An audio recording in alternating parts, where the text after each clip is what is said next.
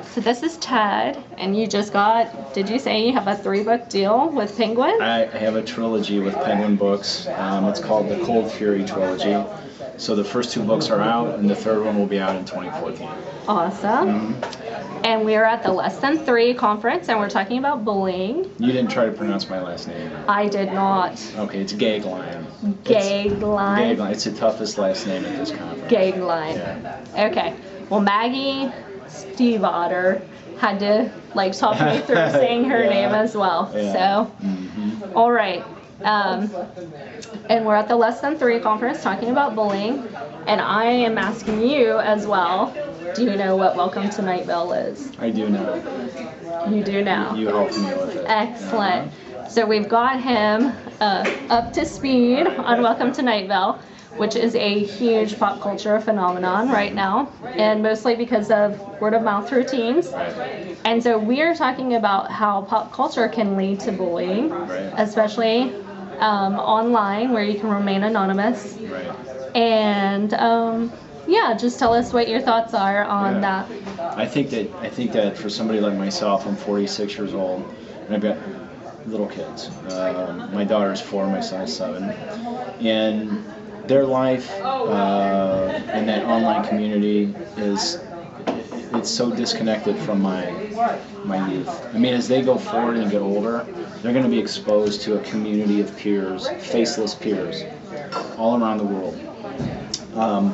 And it's something that my wife and I are already talking to, believe it or not, because my son is now going online and he's going to certain gaming websites for smaller kids, and there's comments everywhere, obviously. And so if you go back to when I was a kid, like sports teams, for example, I live in Chicago. Somebody likes the Cubs, somebody likes the White Sox, and you would be mocked back and forth.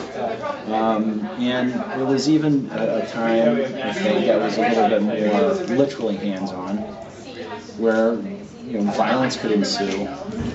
Your choice of clothes, your haircut. If I look back at some of those pictures from the 70s, maybe I deserve to be beaten up. No one ever deserves it. Right.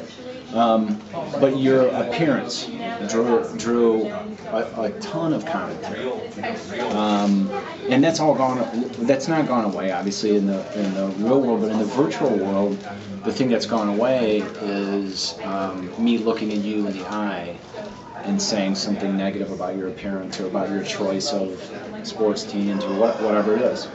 And I think that it's such a weird time now that teens in particular, this is actually an opportunity for them. And you always hear that you hear that sort of canard that, and it's true that wars are fought by teenagers. And at the forefront of every situation like this, it's always the young people who actually themselves start to form the rules of how things are going to go forward. And we've heard a lot of that today in the panels about how you have to overcome some sort of negative obstacle and start to plant your feet and say no more. My guess is that before any